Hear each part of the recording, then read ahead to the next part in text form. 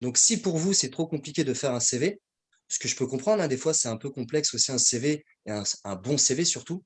Donc, vous pouvez être aidé par ce type de site. Donc, Mmh. n'hésitez surtout pas à y accéder, hein. Pôle emploi vous donne un accès aussi pour faire votre CV. Indeed, pareil. Donc, n'hésitez surtout pas à aller sur ce type de site et de vous renseigner un maximum, de vous approprier un petit peu le réseau, tout simplement. Et sur Indeed, si je devais te compléter, Kevin, c'est aussi l'adresse mail. Parce que Mm. Indeed, automatiquement, il change l'adresse mail et c'est à vous, en fait, en tant que candidat, de mettre votre bonne adresse personnelle. Autrement, nous, de notre côté, lorsqu'on reçoit le CV, on ne saura pas vous écrire. Ouais, et de plus, en plus, bah, vous allez avoir un problème, c'est que le recruteur, si vous écrit sur cette adresse mail, mais que vous n'allez pas assez régulièrement sur le site Indeed, bah, vous n'aurez pas les notifications. Donc, encore une fois, vous pouvez passer à côté de pas mal de jobs. Donc, c'est vraiment super important de vous approprier un petit peu un site quelconque, hein, n'importe lequel, vraiment, où vous allez vous faire la main et vous allez vous dire, bah voilà, j'y vais régulièrement, peut-être 2 fois par jour, si je suis demandeur d'emploi, hein, ou même si vous êtes en poste, hein, et que vous avez envie de voir autre chose, il faut vraiment vous actualiser un maximum, vraiment un maximum. C'est super important. Aujourd'hui, on est à l'ère de numérique. Vous voyez, aujourd'hui, on fait une présentation, pas forcément en physique, donc sur ordinateur. Et aujourd'hui, on passe que par ça. Donc, si vous avez du mal par rapport à ça, il faut vraiment vous faire la main. Et vous allez voir, c'est assez simple parce qu'aujourd'hui, ils sont tous intuitifs. Ils veulent vraiment que vous puissiez travailler avec eux. Donc, ils vont vraiment vous donner un accès assez simple. Novice comme expert, vous allez pouvoir vous faire la main dessus et c'est assez simple, hein. Nous-mêmes, aujourd'hui, on traite pas mal de job boards, comme on dit chez nous. Donc, c'est super important. Si on y arrive, vous allez vous y arriver forcément, hein. Sandrine, elle a réussi à se faire la main très facilement sur Pôle emploi, hein. Et à la base, c'était un peu compliqué, hein. Non, non, mais il faut vraiment que vous fassiez cet effort-là. C'est super important, en tout cas. Super important. Donc Sandrine, je pense qu'elle a raison de vous mettre ce différents types de jobs. Après, on en a plein d'autres. À vous de faire vos recherches aussi, parce qu'il y en a pas mal, hein, Sandrine. Il y en a beaucoup. Mais Ouais, il y en a beaucoup. les plus importants et les gratuits, ça va être Pôle emploi. Il y a Indeed qui est gratuit pour les recruteurs, enfin pour les candidats, je crois. Ouais. Oui, enfin, ils sont tous gratuits pour la plupart. Après, vous avez des fonctionnalités différentes. Mm. Donc, si vous voulez passer sur un modèle Prime, c'est à vous de voir. Mais en tout cas, si vous êtes en recherche d'emploi, c'est par là qu'il faut passer. Aujourd'hui, le fait de déposer votre CV dans une entreprise, ça fonctionne moins bien qu'avant, hein, parce que beaucoup d'entreprises vont passer par des prestataires. Donc, ils vont pas avoir besoin de votre CV. Vous allez le déposer. Bah, malheureusement, le RH de l'entreprise, il va pas vous appeler, malheureusement. Donc, il faut vraiment aller sur ce type de job board et de poser votre CV ou de poser votre candidature tout simplement avec votre numéro de téléphone, votre prénom, votre nom, votre adresse postale, et pas forcément remplir un CV costaud. Mm. Voilà, pour ces différents types de Totalement. sites. Donc je crois que je vais laisser la main à Sarah pour tout ce qui est questions et réponses. Très bien. Elle va nous Merci lancer la beaucoup balle. en tout cas pour vos interventions, Sandrine et Kevin. Avant de passer aux questions-réponses, moi, je me redis encore quand même ce qui a été dit. C'est vraiment important de se renseigner sur l'entreprise en amont. Ça, on nous l'a dit également lors du premier webinaire, c'est qu'il faut se renseigner sur l'entreprise et à minima choisir une entreprise qui nous ressemble. Ça veut dire qu'il y a des valeurs que chaque entreprise prône et qu'il faut donc essayer de se renseigner là-dessus pour savoir si vraiment ça nous correspond ou pas. Et autre chose, c'est une question de posture quand même, l'entretien d'embauche, parce que la posture, ça passe par tout ce qui est gestuel, tout ce qui est verbal et non verbal, tout ce qui est attitude. Voilà, ça passe vraiment par toutes ces choses-là et il faut qu'on se mette ça dans la tête que l'entretien d'embauche, enfin, tout comme la recherche d'emploi un peu en général, on n'est pas dans une posture de mendiant, ni encore dans une posture de quelqu'un qui connaît tout. Donc, il faut trouver le juste équilibre, justement, parce que si vous en faites un peu de trop, bon, il y a un recruteur qui peut vous mettre de côté. Si vous n'en faites pas du tout, on peut également vous mettre de côté. Donc, c'est quand même quelque chose qui est donnant-donnant. Vous marchandez, en tout cas, vous marchandez, que ce soit vous comme le recruteur, vous cherchez tous les deux à rester dans l'entreprise. Vous cherchez à rester dans l'entreprise, l'entreprise cherche à vous garder.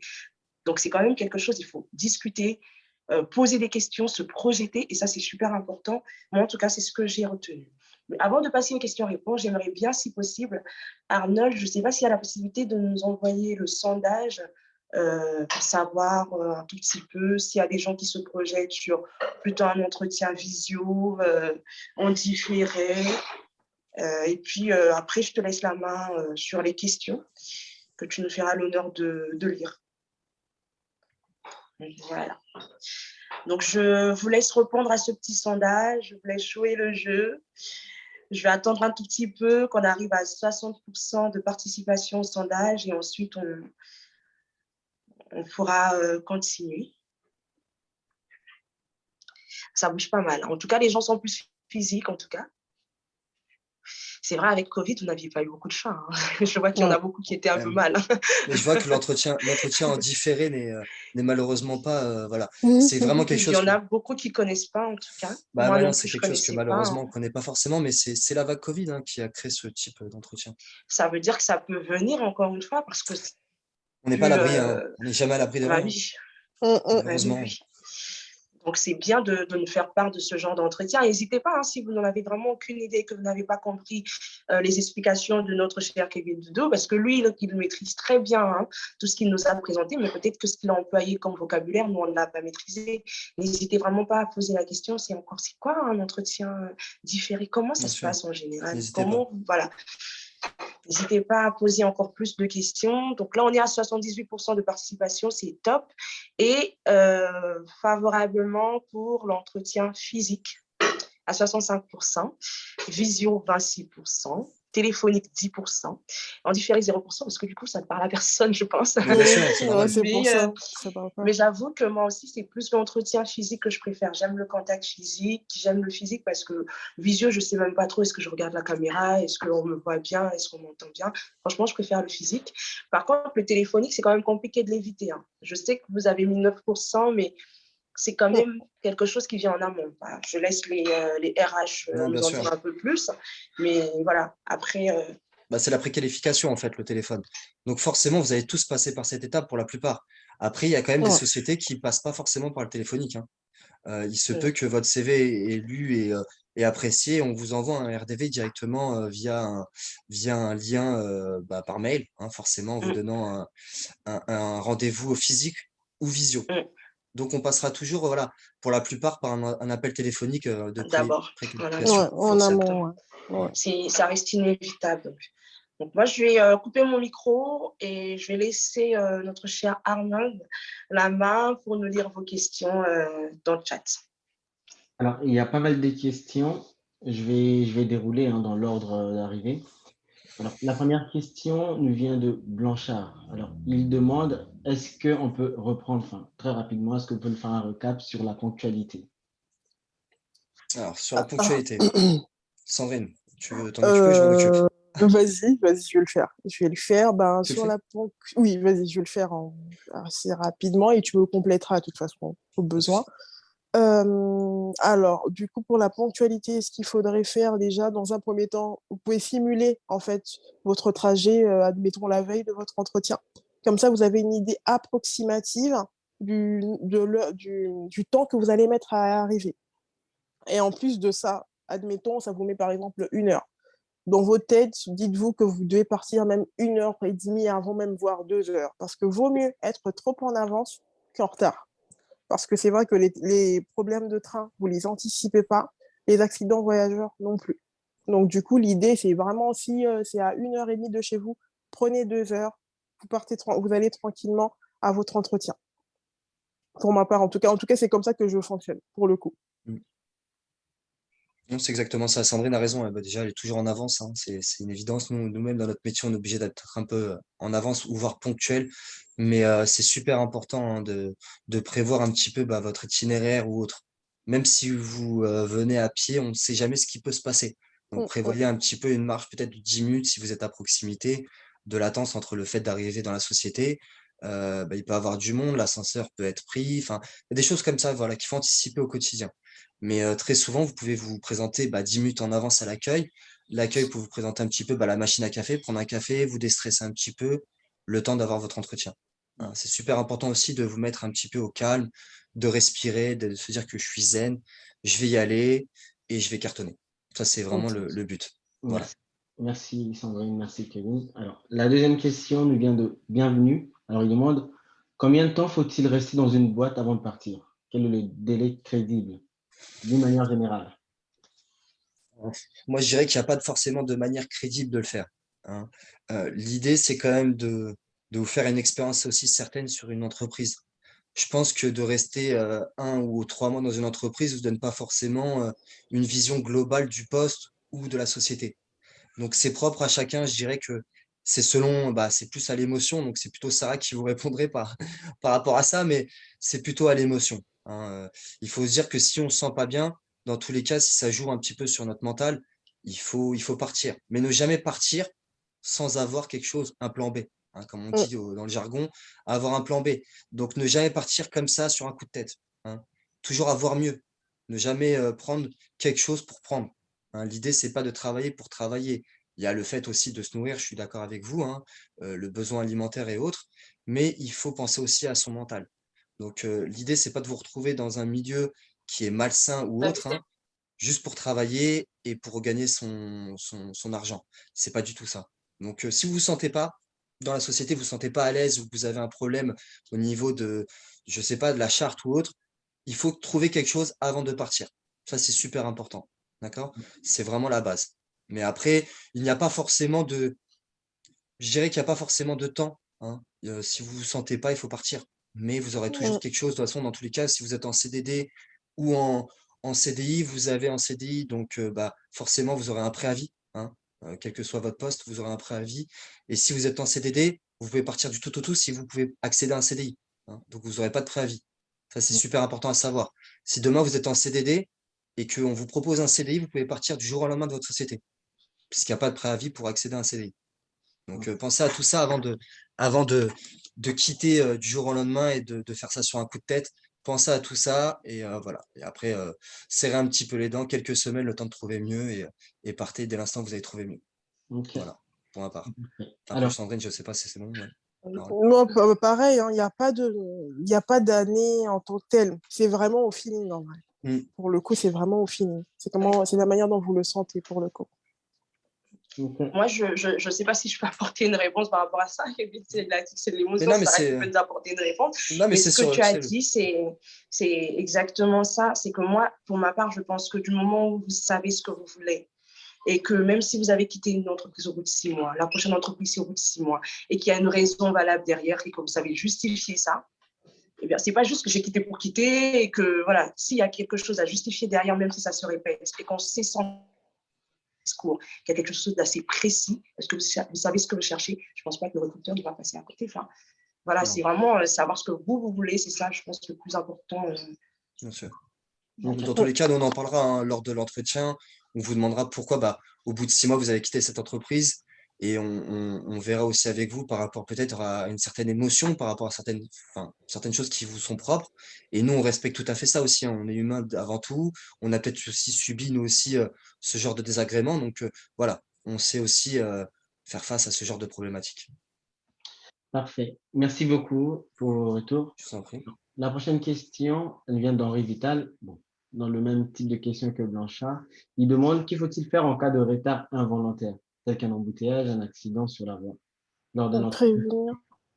Bah, simplement prévenir, passer un petit coup de fil ou bien même envoyer un petit texto pour prévenir. En fait, c'est juste la moindre des choses, en vrai, parce que ça ne dépend pas de vous, c'est indépendamment de votre volonté. Donc, c'est une situation que vous subissez.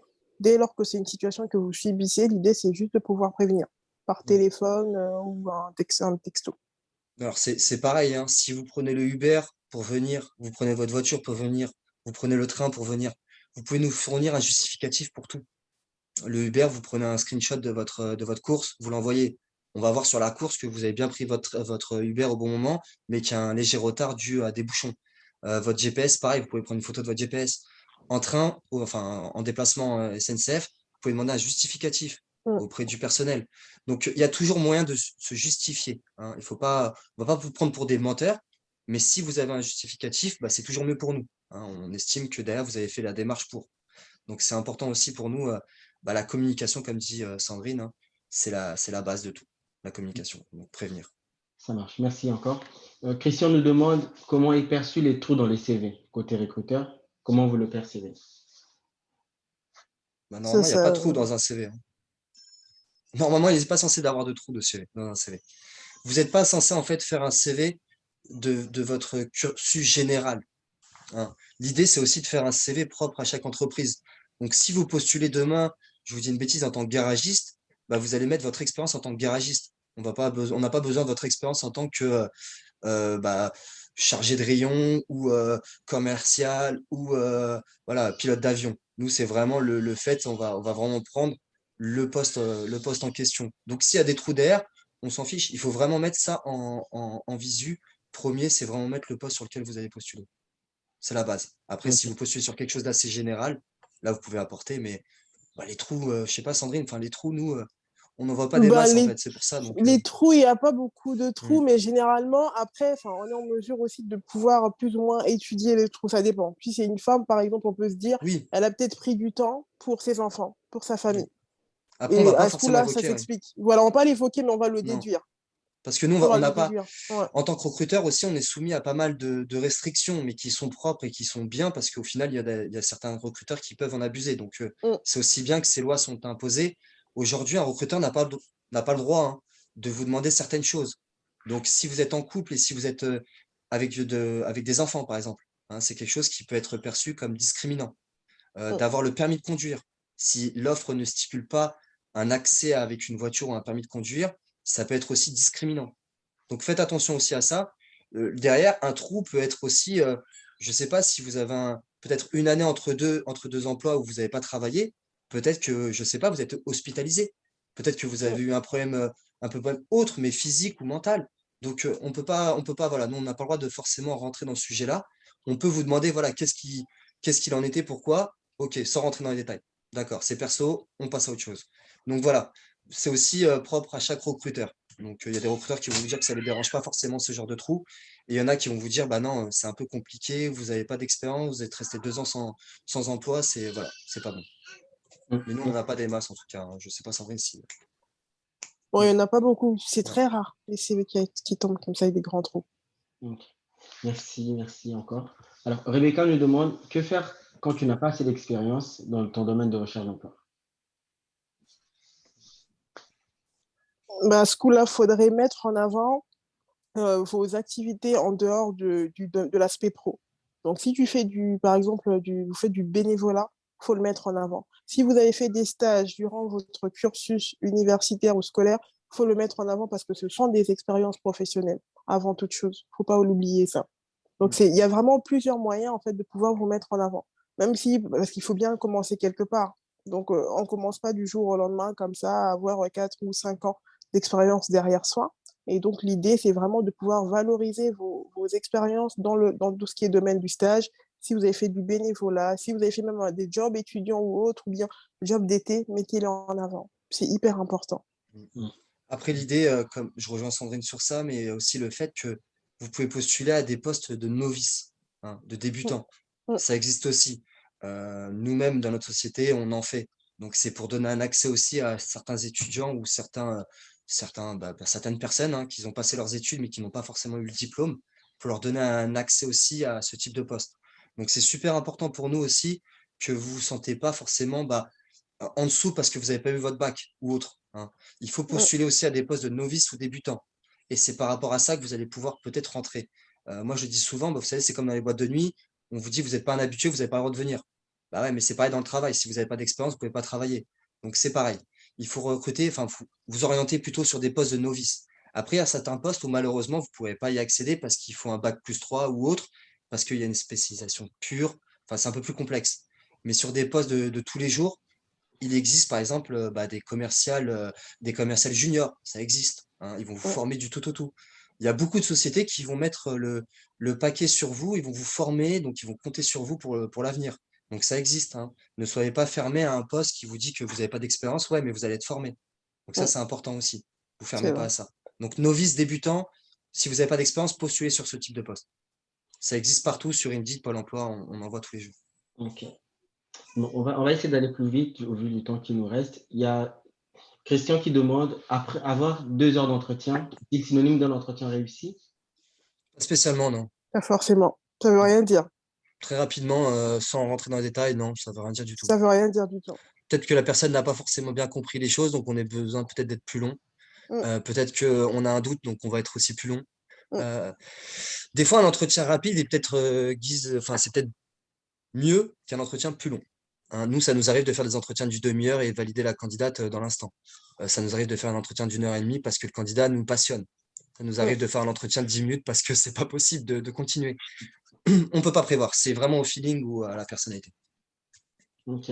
Alors, il y a Gracie qui nous demande pourquoi devons-nous vous recruter et pas les autres? Comment y répondre de manière simple et efficace? C'est la question Ah, bateau, ça, hein. c'est la question bateau de tout Ouais. le temps.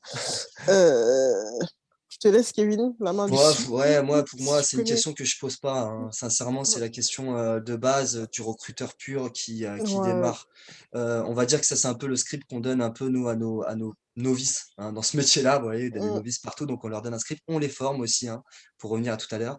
Donc, l'idée, c'est de dire que vous avez une personnalité à part, que vous êtes tout dépend de la société, en fait. Ça, c'est vraiment une question qui, pour ma part, n'a pas forcément de réponse propre, à part le fait Ap- d'être vous-même, hein.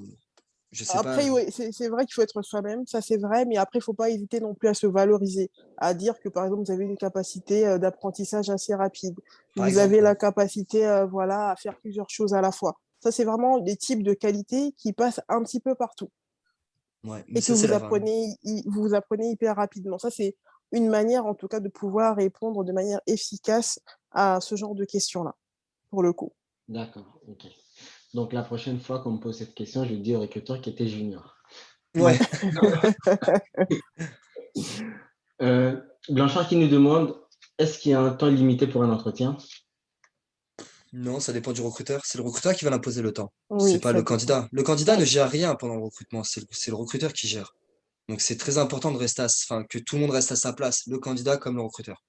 C'est super important. Donc, si le recruteur estime que il faut poursuivre, on poursuit. Enfin, si le candidat commence à se dire, oh là, c'est trop long, bah, pour la suite, ça va être compliqué. Si on lui demande de rester 10 minutes plus tôt, enfin, 10 minutes de plus ou de faire un travail supplémentaire, on va savoir que lui, c'est pas possible. On va pas le prendre. Donc, c'est Mm. super important. Parfait. Il y a Rebecca qui nous demande est-ce limite ou à éviter de parler d'activités extra-universitaires que l'on fait dans un milieu culturel s'il en fait partie d'un département? Non, comme dirait Sandrine tout à l'heure, elle a évoqué, hein, je pense que vous n'avez pas forcément vu, mais effectivement, non, il faut vraiment parler de tout.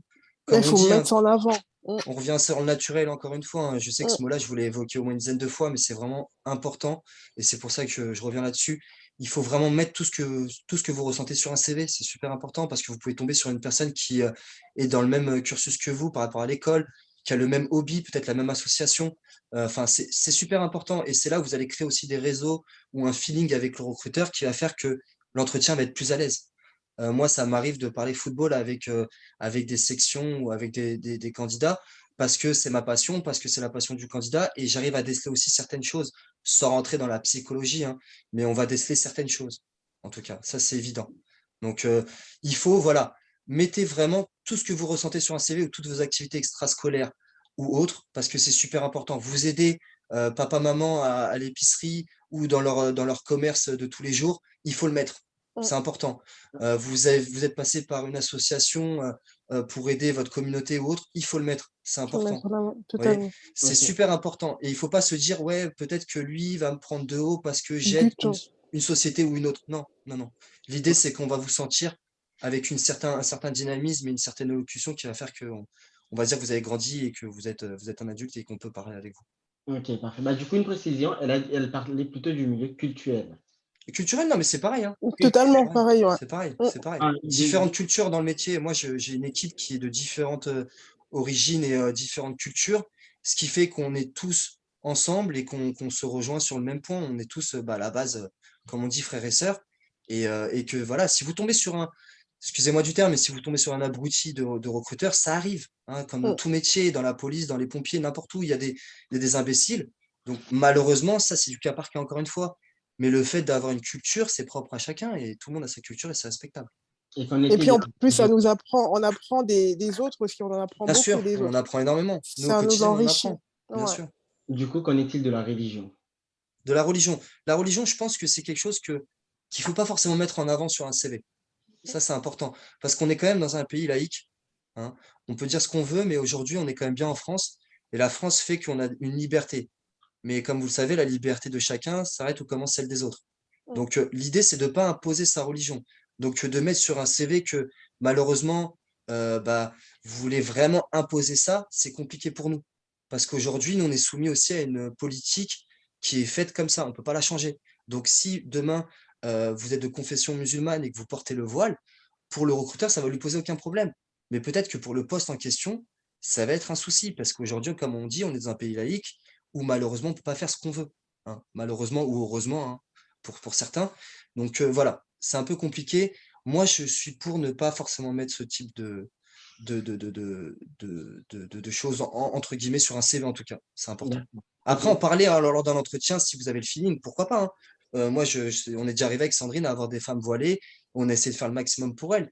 Je vous prends le cas des femmes voilées parce que c'est vraiment obsessionnel pour tout le monde en ce moment à la télé. Mais voilà, c'est un peu le sujet qui est épineux, quoi. D'accord. Donc, si j'ai acquis une compétence à l'église, je peux en parler tout de Mais même. bien entendu, mais bien Oui, tu peux en entendu. parler. Que tu en parles avec un chrétien, un musulman, un juif ou un athée ou autre, ça ne pose aucun souci, logiquement, hein. On est dans un débat, on est dans un dialogue, donc forcément, il va falloir que ça a un intérêt propre. Si vous le mettez pour le mettre, ça sert à rien, en tout cas. Mais s'il y a un intérêt propre, oui, il faut le mettre. D'accord, parfait. Il y a Win qui nous demande si on a été recruté via un cabinet qui nous a placés dans une entreprise, comment remettre son CV en ligne sans que le cabinet s'en aperçoive? Alors, la question est un peu complexe, Mm. Je relis la question. Si on a été s'il te plaît. recruté via un cabinet qui nous a placés dans une entreprise, comment remettre son CV en ligne sans que le cabinet s'en aperçoive? Alors, ça, dans tous les cas, le cabinet s'en aperçoit pas, hein. Vous allez crouler sous les milliers de candidatures qui existent sur les job boards. Enfin, le cabinet. Alors, la question, c'est en fait, le candidat ne veut pas être vu par le cabinet s'il veut repostuler pour une autre entreprise, Pour sachant qu'il aller est en ailleurs, poste. c'est ça. Je Sachant suis qu'il est en poste. Ok. Bah non, mais dans tous les cas, à un moment donné aussi, comme on dit chez nous, il faut de la communication. Donc, si vous ne vous sentez pas à l'aise dans un poste, il faut en parler aussi avec votre N+1 ou votre manager. C'est super important aussi. Donc, dans tous les cas, dès l'instant où votre travail est au courant ou il n'est pas, enfin, c'est votre choix, hein, vous pouvez le faire. Le cabinet ne le verra pas, en tout cas. Nous, on ne peut pas forcément le voir, hein. Moi, si j'ai un membre de mon personnel qui veut s'en aller et qui postule, bah, je vais pas forcément le voir, hein. S'il m'en parle pas, je le verrai pas forcément. Donc, ça Après, si dépend. on tombe dessus, ça fait pas joli. Non, Donc, ça n'est pas joli. vaut mieux. Vaut mieux en parler. C'est vrai que les chances qu'on puisse tomber dessus sont vraiment minimes. Infime, ouais. Mais si on arrive à tomber dessus, ça fait pas top. C'est pas top du tout. Vaut mieux être transparent et dire les choses telles qu'elles sont en disant voilà, je m'y sens plus bien. Je préfère aller vers d'autres horizons. Ça arrive, on a le droit de le faire. Il vaut mieux faire preuve de transparence plutôt qu'aller faire des choses en sous-marin. Ok, parfait, merci.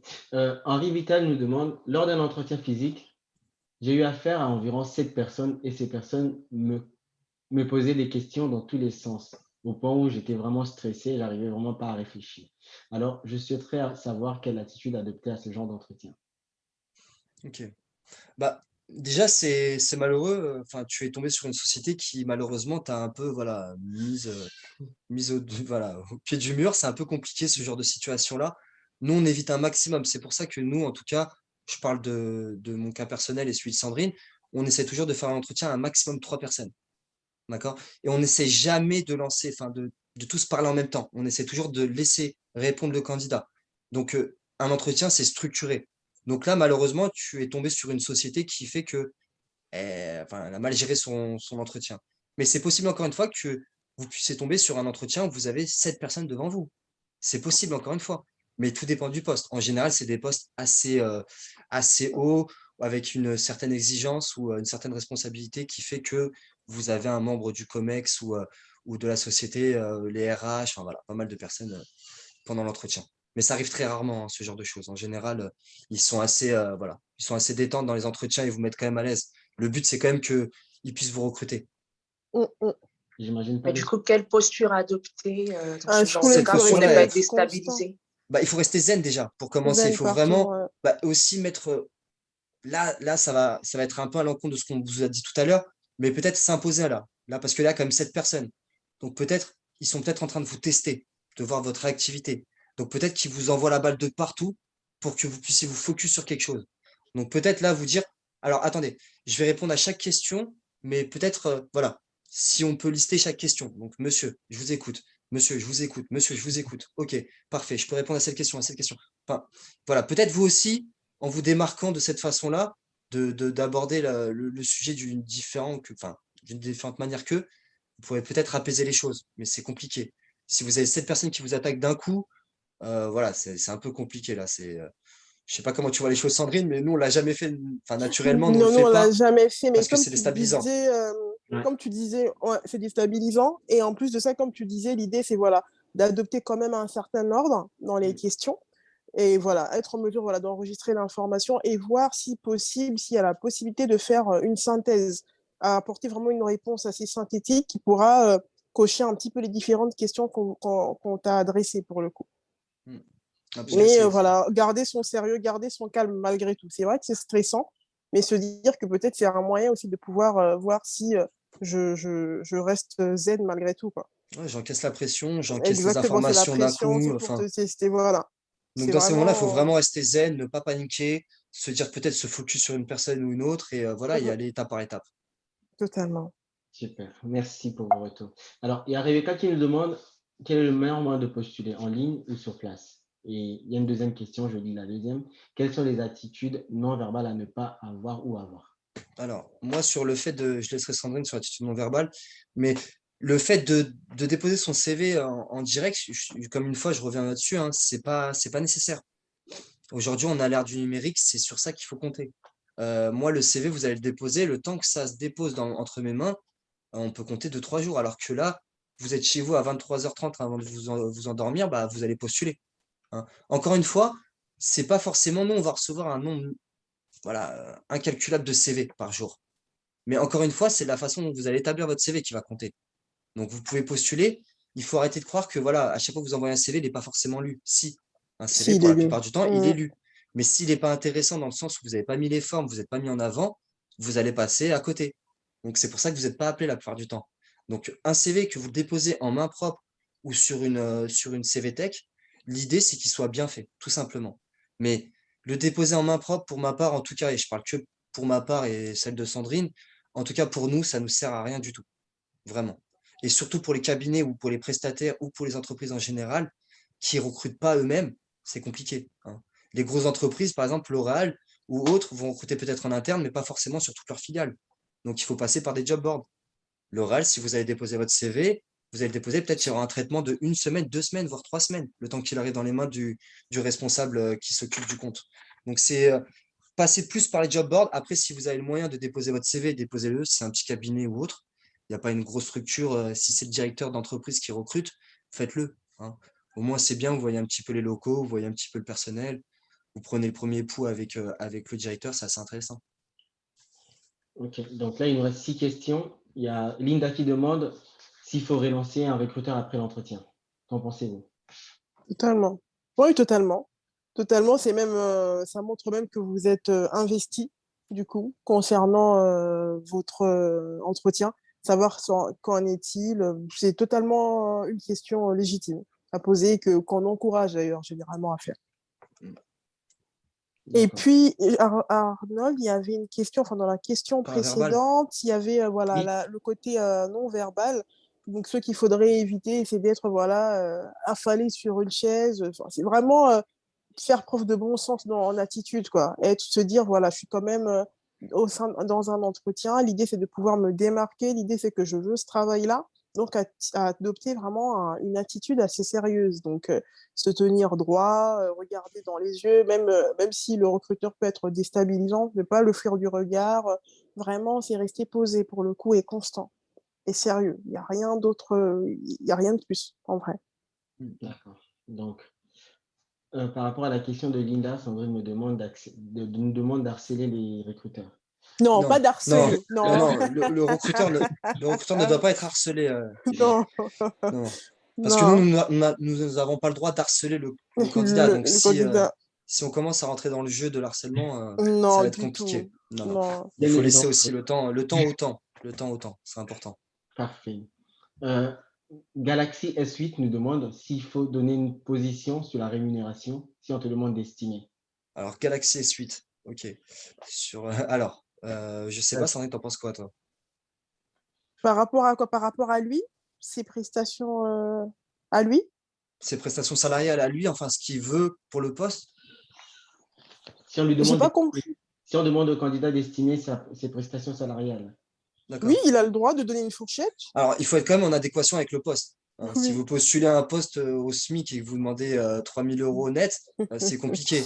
Donc, restez quand même proche du montant qui est mis sur la fiche de poste. C'est important. Après, vous pouvez peut-être négocier à une centaine d'euros, hein, mais ça sera toujours en brut. Attention aussi à ça. On parle forcément que en brut. Donc, arrêtez de vous baser aussi sur des faits que vous voyez un poste à 2 200 brut ou 2 000 € brut. C'est pas ce que vous avez touché concrètement à la fin du mois. Donc ça aussi, c'est important de voir tout ça. Donc n'hésitez pas, oui, vous pouvez négocier votre salaire, mais ne montez pas trop, hein. C'est important d'y aller petit par petit, quoi. Ok, donc dans le cas où il y a pas des prestations sur la fiche, Alors, il y comment... aura toujours une prestation sur la fiche. Sinon, D'accord. vous engagez pas dans ça. Si vous n'avez pas forcément de prestation sur la fiche de poste, il faut la demander au premier contact, donc à la préqualification. Sinon, aller à un entretien sans savoir combien vous allez toucher à la fin du mois, c'est un peu bizarre quand même. Je sais pas C'est ce un que vous peu en pensez, mais bourbier. Ouais, c'est un peu voilà. bourbier sur les bords. Donc, n'hésitez surtout pas, c'est la première des choses, encore une fois, vous ne travaillez pas pour le plaisir, hein. Le travail, c'est pas, il y a du plaisir certes dans le travail, hein, comme dans tout, mais vous travaillez quand même pour gagner votre vie. Donc, c'est la base. L'argent est la base du poste. Donc, il y a le plaisir aussi de travailler et de faire ce qu'on aime, mais l'argent sera toujours un plus. Mm.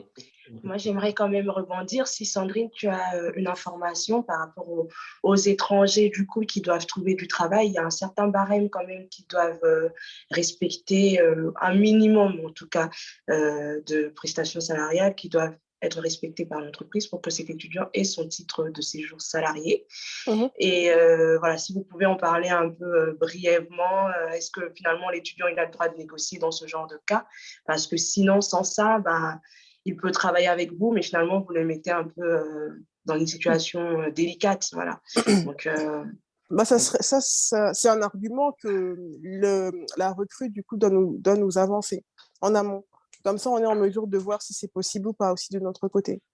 Parce Pour que le ça, coup, c'est quand parce même, que, c'est une partie qu'on s'occupe pas, pour te répondre, Sarah, non, c'est pas forcément notre domaine à nous, parce que nous, en fait, on est quand même dans une société qui a chacun un pôle différent. Notre pôle, c'est quand même le recrutement. Et derrière, il y a quand même la partie aussi administration, affectation. Donc, eux sont plutôt dans tout ce qui est politique et voilà, et conditions administratives et autres. Mais effectivement, il y a certaines conditions à respecter par rapport à un étudiant étranger, hein. C'est super important, que ce soit par le titre de séjour ou la permission de travailler. Bah, moi, je parle entre guillemets auprès de ma communauté algérienne où derrière, c'est un peu plus compliqué. On a beaucoup plus de complications, par exemple, avec un étudiant algérien qu'un étudiant congolais, hein. mm, Ça, il faut se le dire. mm, Où l'administration est plus lente au niveau du côté algérien que du côté congolais, je pense. Après, on reste quand même dans une structure qui est assez compliquée, hein. L'administration, les préfectures et autres, c'est compliqué dans tous les cas. Donc nous, ce qu'on fait en général, c'est qu'on n'hésite pas à lui dire, voilà, nous, on est conscient du fait que tu sois étudiant étranger de telle et telle destination, il n'y a pas de souci pour ça. On va en parler, mais on va en parler aussi avec un chargé d'affectation. Donc quelqu'un qui s'occupe de cette politique d'entreprise et de conditions salariales, tout simplement. Mais c'est effectivement, comme tu dis, Sarah, c'est un plus, et ça à voir lors du premier contact ou peut-être de ouais. l'entretien. Ouais, c'est à lui de nous dire, en fait, comme ça, nous, on est Ouais. en mesure de mieux Au premier remonter contact, c'est mieux. l'information totalement. Comme ça, on Au sait, premier en fait, contact. Ouais. d'entrée de jeu, on sait quel type de recrue on a en face de nous, et puis on peut en discuter en Donc la interne après. préqualification ou mettre sur son CV tout simplement étudiant étranger, pas forcément l'origine, hein, on ne vous demande pas de mettre une origine particulière, Mm, ce qui peut prétendre à un certain, voilà, un certain mépris de certains recruteurs, pas du tout. mm.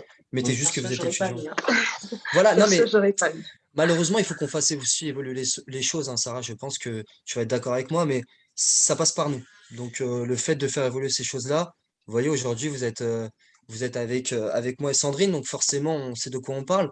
Il faut faire évoluer ces choses-là, donc nous, on n'est pas fermés, hein. On a aussi une communauté derrière nous, on a aussi voilà, certaines choses, on pense certaines choses, on a une politique aussi propre à nous-mêmes, donc il ne faut pas hésiter. Moi, voilà, il n'y a pas de souci pour ça en tout cas. Tout D'accord. dépend du poste. Merci. Alors, Reddy qui nous demande comment répondre à la question. Quels résultats avez-vous obtenus dans vos précédentes expériences? Résultat, bah, ça dépend. Enfin, résultat par rapport à quoi? Par rapport aux objectifs qu'on avait fixés? La question, on dirait qu'elle est incomplète. Mm. Par Donc, rapport à quoi? Est-ce Donc, qu'il peut... on va laisser Aridi nous préciser la question. En attendant, Ouais. on passe à la question suivante. Christian nous demande, entre deux bons candidats, est-ce que les hobbies vous ont déjà aidé à choisir un plutôt que l'autre? ouais. Ouais. Enfin, moi, pour ma part, oui aussi, Sandrine Oui, aussi, je pense. moi aussi, oui, totalement. En Totalement. fait, tout dépend du poste. Moi, si je suis amené à recruter en interne, je vais aussi faire par rapport à mon équipe. Donc, par rapport à l'esprit d'équipe, au fait que la personne qui va venir nous rejoindre va s'incorporer aussi assez facilement à notre esprit, à notre convivialité, hein. C'est super important aussi. Et ça revient un petit peu sur le mental au travail. Ne pas avoir la boule au ventre en venant au travail. Ça marche par vos collaborateurs, vos proches directs, hein. Moi, je sais que quand je vais au travail, je suis content de voir Sandrine et mon équipe parce que voilà, j'ai pas cette boule au ventre. Je sais que c'est un peu comme, bon, c'est un peu gros comme mot, mais c'est un peu comme une deuxième famille quand on vient au travail. Et ça, c'est aussi, on veut pas un élément perturbateur à ça. Donc ça Mm, peut jouer sur les hobbies, mm, effectivement. Si c'est quelqu'un qui est passionné d'art, qui a une même attitude un peu que nous, qui est dans le sport, qui a un esprit un peu voilà, différent, qui s'ouvre à tout le monde, qui a une culture assez ouverte, bien entendu, ça joue. Mais c'est propre à chaque recruteur, encore une fois. Ok, top. Ingrid nous demande si vous avez des conseils ou des tips pour mieux gérer les entretiens multi-étapes avec des interlocuteurs à chaque fois différents. Hmm, ok. Bah déjà, de toujours se souvenir de qui on a eu au téléphone. Ça, c'est super important. Donc, encore une fois, Sandrine vous a bien résumé le fait qu'il faut vous faire des fiches de mission, hein. mm. De vous faire un Excel, peut-être c'est sympa aussi Excel, parce que voilà, tout le monde peut y accéder. Vous pouvez vous faire même un Word, hein, mais de toujours prendre des renseignements. Donc, par exemple, je vous dis une bêtise, le mardi 15 mai, bah, j'ai eu telle personne au téléphone qui m'a briefé sur telle et telle chose. J'ai un rendez-vous tel et tel jour avec telle et telle personne. Donc, Mm. c'est super important. Donc, oui, effectivement, vous faire un processus assez complet, d'étape par étape. Donc, vous savez que nous, entre guillemets, vous avez la préqualification téléphonique. Après, si vous êtes bon par rapport à ça, vous allez avoir peut-être un entretien différé. Donc, seul face à la caméra, encore une fois, avec un jet de questions sur votre passé un peu professionnel et sur le poste à pourvoir. Ou derrière, vous allez avoir un entretien physique ou vidéo. Donc, c'est vraiment des étapes à suivre, mais vous pouvez les suivre assez facilement puisque le recruteur vous donne accès à toutes ces étapes-là. Mm. Nous, quand on préqualifie quelqu'un, on va lui dire, voilà, bah, là, pour le coup, vous avez l'appel avec moi. Ensuite, je vais vous envoyer un mail avec des questions et des réponses, voilà, à mettre sous forme de vidéo ou de réponses écrites, hein.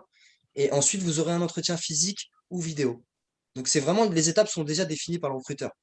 Donc ça, vous inquiétez pas par rapport à ça, mais toujours noter les étapes, les recruteurs que vous avez au téléphone, c'est super important. Même si demain, vous devez rappeler la société pour savoir comment ça se passe, et vous connaissez pas le nom du recruteur, Mm. bah, C'est malheureusement, compliqué. c'est compliqué pour vous. Il n'y a personne qui va vous aider, hein. Mm. Donc Ouais. c'est plutôt complexe. Donc vraiment Mm. tout noter, prendre des notes à chaque fois, se faire un Excel ou autre. Et poser des questions. Ouais, Ok. énormément Poser de des questions. questions aussi. Et poser des questions, il n'y a pas de limite. Il ne faut pas se dire oui, non, c'est une question bête. À partir du moment là où de votre côté, vous estimez que c'est une question qui est importante, il faut la Il faut poser. la poser, ouais, Ok. effectivement. Merci beaucoup. Alors, Christian nous demande comment faire pour se démarquer des entretiens groupés. Les entretiens groupés, c'est-à-dire quand il y a d'autres candidats, je suppose. Donc, Oui, ouais. je Ouais. suppose. Bon, ça, encore une fois, c'est encore à la personnalité, hein. Parce qu'on a toujours meilleur ou moins bien que soi. Donc forcément, vous pouvez tomber, ça c'est un peu au petit bonheur à la chance, hein, de se démarquer. Vous pouvez avoir quelqu'un qui va se démarquer beaucoup plus que vous derrière, hein, mais peut-être aussi parce qu'il aura mis des hobbies qui vont fonctionner un peu plus avec le poste. Enfin voilà, c'est un peu. Dans tous les cas, on va pas vous mentir, le recrutement, c'est pas une science exacte. Donc on ne peut pas vous apporter à chaque fois une réponse exacte à vos questions dans le sens où ça peut jouer sur quelques détails. Mm. un, Quelqu'un qui passe derrière vous, qui a, je dis une bêtise, qui a un diplôme de plus que vous, hein, ou qui a une association en cours qui va toucher un peu plus au recruteur. Ça, c'est vraiment des petits détails à chaque fois qui mis bout à bout. Donc, la seule réponse que je peux vous donner par rapport à ça, c'est renseignez-vous bien sur la société avant d'y aller, tout simplement. Parce Ok. que si vous vous renseignez sur la société, vous allez avoir vous allez avoir des axes à donner au recruteur qui vont lui plaire. Et ça, Mm. c'est super important. Mm. Mm. Josiane nous demande comment négocier son salaire. Quels arguments avancer? Bah alors, si on est en poste et qu'on veut négocier son salaire, Ça, c'est différent. Ça, vous pouvez apporter des chiffres. Tout dépend de votre métier, mais vous pouvez apporter des preuves. Alors, négocier son salaire, encore une fois, au début d'un entretien pour accéder à un poste, ça, c'est un peu plus compliqué. D'accord? Donc ça, c'est quelque chose qui est propre à chacun, encore une fois, dans le sens où si vous avez un montant, vous êtes au SMIC horaire et que vous voulez un peu plus, ça, c'est du culot. D'accord? Ça va pas être forcément, vous pouvez pas donner sur votre CV. Si vous a appelé, déjà, c'est que votre CV fonctionne un petit peu avec le poste. Donc c'est aussi, c'est un peu complexe de négocier un salaire dès le premier rendez-vous. Enfin, pour ma part, en tout cas, Sandrine, nous, on n'a jamais eu ce type de choses. On va plutôt vous dire comment ça va évoluer le salaire. Hum, On ne hum. va pas le négocier sur l'instant. Donc, c'est plutôt demander à voilà, est-ce qu'une fois que je suis en CDI, le salaire va être négocié? Ou si c'est un métier en CDI directement, est-ce que voilà, au bout de 6 mois, on va pouvoir parler ensemble pour peut-être avoir une évolution salariale ou quelque chose comme ça. Donc, c'est un peu Hum. plus du culot que des conseils que je peux vous donner sur le fait de bien vous exprimer par rapport à ça. Et puis, il faut voir aussi, ça dépendra aussi de l'expérience que vous avez eue en amont. Un Mm, junior, par exemple, il ne va pas avoir les mêmes arguments à mettre en avant qu'un senior, mm. ainsi de suite. C'est Mais dans tous aussi, les en cas, fait, il faut faire ses preuves. il faut faire ses preuves, c'est clair. Et en Ouais. fait, c'est vraiment se dire, c'est au cas par cas et au feeling en même temps. Il n'y a que ça qui fonctionne, ouais. Ok, merci beaucoup. Bon, je vais revenir sur la question de Reddy, mais c'est vraiment la dernière question, vu qu'on n'a plus beaucoup de temps. Alors, Ok. il a demandé comment parler de ses expériences passées lorsqu'on nous demande de le faire. Comment s'y prendre? Là, du coup, il faudrait juste se mettre en avant, se dire, voilà, admettons, j'ai travaillé 3 4 ans au sein d'une agence. Vraiment essayer de les classer par ordre chronologique, si je peux me permettre. Mais de rester aussi synthétique, histoire de ne pas non plus ennuyer trop le recruteur en face, quoi. Se dire, voilà, ça, ce type d'expérience-là, je vais le mettre en avant parce que c'est peut-être en adéquation avec le poste que je vise. Donc, à ce moment-là, vous faites 2 petites colonnes ou quelques colonnes, là où vous dites, voilà, cette expérience-là, je vais la mettre en avant, celle-ci, et ainsi de suite. C'est vraiment, pour le coup, à chaque fois, le recrutement, c'est vraiment au cas par cas, pour le coup, vraiment. Mais ne pas hésiter à mettre en avant ce que vous avez fait de bien, ce que vous avez apprécié faire, pourquoi est-ce que vous avez arrêté, enfin, D'accord. être clair, quoi. Merci beaucoup pour vos retours. Donc, je pense que pour les questions, on va s'arrêter là. Malheureusement, il y avait 2 autres questions.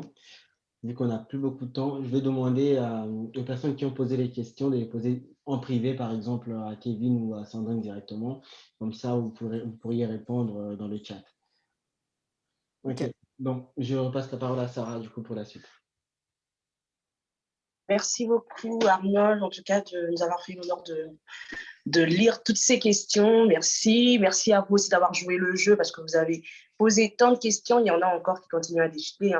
J'invite Kevin et Sandrine de pouvoir répondre au chat sur ces questions-là qui n'ont pas eu de réponse de façon orale. Là, ça serait toujours bien de pouvoir contribuer encore une fois et que cette personne ne se sente pas délaissée, si je vais dire ça comme ça. Voilà. Et pour ceux qui sont aussi dans le chat, qui ont déjà de l'expérience, qui sont passés par quelque chose, n'hésitez pas à partager un peu votre expérience dans le chat. Ça fait toujours du bien. Donc, pour ce webinaire, en tout cas la présentation de nos 2 intervenants, que je remercie encore une fois. Merci Kevin, merci Sandrine, en tout cas pour ces interventions aussi brillantes. Merci pour ces informations que vous nous avez données, ces conseils que vous nous avez donnés. Comme vous l'avez dit, c'est au cas par cas, encore une fois, que c'est pas forcément quelque chose qui peut être très carré, c'est parfois au feeling, c'est parfois des petites choses qui peuvent faire qu'on prenne tel candidat et pas un autre. Donc, il faut vraiment faire très attention. Et moi, j'aimerais encore rebondir en disant que ce n'est pas parce qu'on ne vous a pas appelé, qu'on ne vous a pas retenu, que vous n'êtes pas bon. C'est juste qu'en ce moment-là, cette entreprise-là n'a pas à préférer quelqu'un d'autre que vous. Mais gardez en tête que vous êtes bon et que vous êtes capable d'être recruté par une autre entreprise. Donc, voilà. Moi, je vous invite encore une fois, tous ceux qui sont là, les participants, à nous proposer des thématiques que vous aimeriez qu'on aborde, parce que là, du coup, pour ce mois de mai, c'est notre dernier webinaire. Donc, si vous voulez qu'on aborde d'autres thématiques, n'hésitez pas à nous l'écrire en chat. Nous, on va le noter. Je rappelle également qu'il y a la possibilité de vous enregistrer dans la base de données étudiante pour bénéficier encore une fois du parrainage et de certaines informations qui vous concernent, et également la possibilité de vous inscrire à l'Agora étudiante qui est prévue pour le samedi prochain, le samedi 28 mai. Donc, pour ne pas prendre la parole pendant longtemps, je vais laisser Pacifique Kayumba, qui est le coordonnateur actuel du collectif des étudiants congolais de France, qui donc est à la tête de l'organisation de cette grande activité, ce grand événement que l'on appelle l'Agora étudiante. Donc, je laisse la parole à Pacifique Kayumba. Bonjour à tous, merci Sarah pour la parole et aussi merci à Kevin et Sandrine pour votre intervention. C'était tellement riche. Je me suis retrouvé sur certains points parce que j'ai eu des questions comme ça avant et là actuellement, je veux bientôt me mettre aussi à chercher une entreprise et je sais déjà comment me préparer. Surtout aller chercher beaucoup d'informations sur l'entreprise parce que j'aime trop parler, donc si je parle, peut-être que ça pourrait intéresser. Alors, moi, je veux présenter du coup l'Agora étudiante 2022. On en a parlé la semaine dernière, mais c'est toujours important d'en parler. Alors, les webinaires qu'on a pu organiser la semaine dernière sur les CV, aujourd'hui sur l'entretien, et donc une préparation à l'Agora, donc le salon de l'étudiant, le forum de métier, de l'emploi et de l'orientation. Donc, ce sera l'occasion donc aux étudiants de rencontrer le professionnel. Là, nous avons rencontré Kevin et Sandrine qui nous ont parlé du recrutement en RH, mais ce jour-là, nous allons rencontrer des ingénieurs, des informaticiens, des juristes, des professionnels dans différents métiers et où vous pourrez également poser plus de questions, cette fois-ci de manière vraiment spécifique par rapport au poste, par rapport au métier. Par exemple, j'ai vu des questions sur le salaire, donc demander à un professionnel qui est déjà dans ce poste comment fonctionne l'évolution, après combien de temps, quelles sont les prétentions que je pourrais avoir, demander à un professionnel comment, dans l'entreprise, qu'est-ce que je dois faire, parce qu'on nous dit toujours qu'il y a un fossé entre la théorie qu'on apprend à l'université et la pratique. Alors, tant qu'on n'a vraiment pas eu de l'expérience, on ne le saura jamais. Et aujourd'hui, nous vous offrons donc l'occasion de rencontrer le professionnel pour pouvoir poser votre problème, pour pouvoir poser des questions, se projeter et même peaufiner son projet professionnel. Alors, ce jour-là, nous aborderons plusieurs sujets. Nous le ferons en 3 parties. Dans la première partie, nous aurons 4 interventions sur l'orientation, la réorientation, le logement, l'aide à la mobilité, la santé, le bien-être, l'insertion professionnelle, ce qui est écrit sur la fiche, je pense que vous voyez tous. Mais ce qui n'est pas marqué, donc, c'est la deuxième et la troisième partie. Nous aurons donc une deuxième partie donc, sur les ateliers, cette fois-ci par famille de métiers, donc ceux qui sont, j'ai vu une question qui parlait d'ingénieurs et des techniciens supérieurs, je ne sais pas trop ce que c'est. Donc, toutes les personnes qui se concernent en tant que, qui sont donc ingénieurs, techniciens, vont rencontrer des professionnels et pouvoir poser toutes ces questions. Les juristes seront entre eux, les RH entre eux, ceux qui sont en communication. Donc, ce sera vraiment l'occasion de rencontrer un professionnel et de se projeter. Et la troisième partie portera du coup sur la prévention santé. Et là, on abordera les questions de la santé mentale. Là, on nous parle un peu de l'entretien. Il y a une question d'une personne qui a rencontré 7 recruteurs. Alors là, on abordera un peu la question également comment gérer son stress, comment pouvoir parler à ces types de personnes dans ce genre de recrutement, par exemple. Et on parlera également de l'équilibre alimentaire, bien manger pour mieux travailler. Aujourd'hui, on ne s'en rend vraiment pas compte. Il y a certains qui mangent à 3 heures. Ah bah, le matin, tu auras le ventre qui va commencer à ballonner. Tu ne pourras peut-être pas mieux travailler. On parlera également du cyber-usage. Quel temps il faudra pour rester connecté, les effets donc, des ordinateurs, téléphones sur les yeux, la concentration et toutes ces choses. Donc, on abordera un peu ce sujet ce jour-là. Donc, je vous invite vraiment à vous inscrire. Et il y a le lien dans la partie chat. Donc, inscrivez-vous. Pourquoi c'est important de s'inscrire? Parce que les inscriptions vous permettent déjà de confirmer votre présence et nous également de pouvoir savoir comment on pourra orienter et organiser l'événement. Deuxièmement, ça nous permet de vous orienter par rapport à votre atelier. Donc, vous le verrez quand vous allez vous inscrire qu'il y aura des ateliers à mettre. Nous, on sait comment le faire, en parler directement avec les intervenants pour qu'ils arrivent à organiser la gestion, en tout cas, de l'atelier. Et troisièmement, s'enregistrer nous permet également donc, de pouvoir voir un peu la suite et même aussi aujourd'hui avec la base de données, comment faire du mentorat, comment vous aider, d'où vous venez et comment mieux vous prendre en charge. Donc voilà, tout est dans la billetterie. Et pour finir, nous avons donc participé à une émission, Les Banamboka, où nous avons présenté brièvement ce que c'était le collectif, comment fonctionne le collectif, c'est quoi l'Agora. Donc j'ai mis le lien dans la partie chat.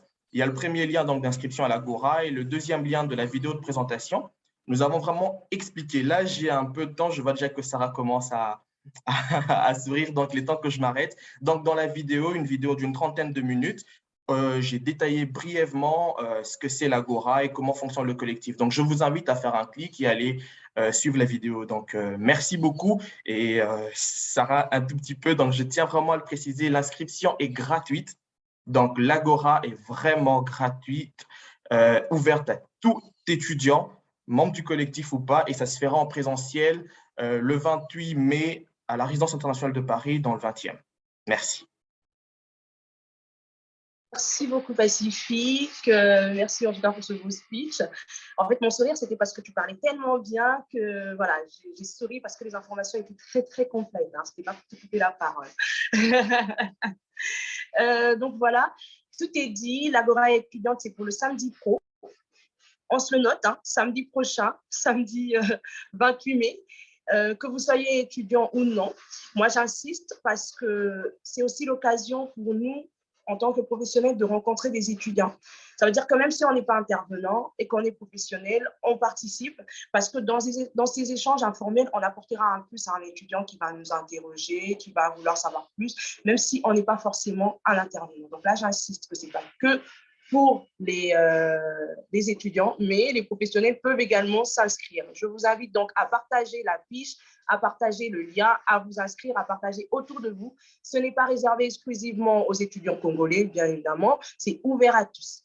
Étudiants, collégiens, chercheurs d'emploi, c'est vraiment intéressant d'aider ces personnes-là à peaufiner leur projet professionnel, à pouvoir se projeter, même si ce n'est pas à l'instant N+1, même si c'est N+5, ça aura fait son effet en tout cas sur la façon dont cette personne-là pourra se projeter plus tard. Donc moi, je vous invite vraiment à vous inscrire.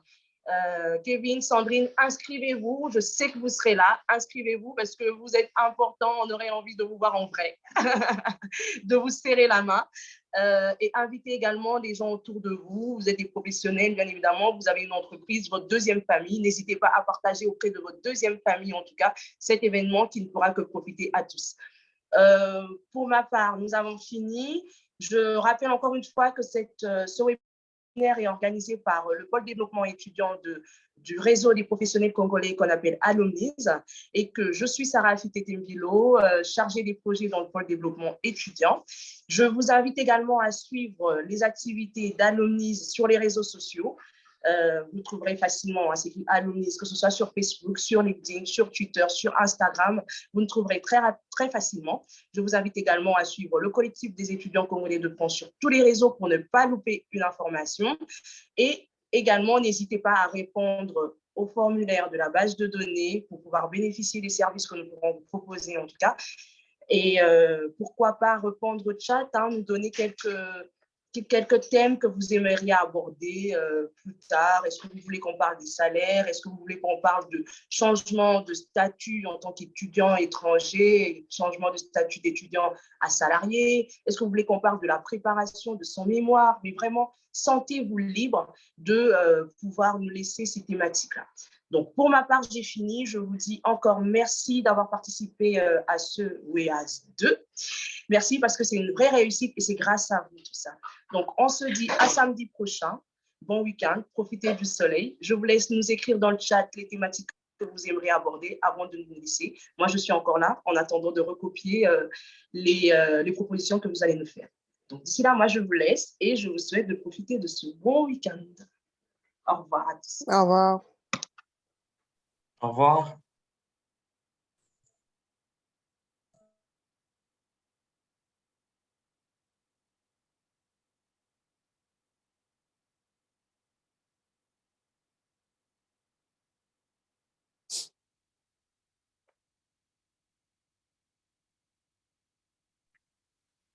Ça fait bizarre le silence, par contre.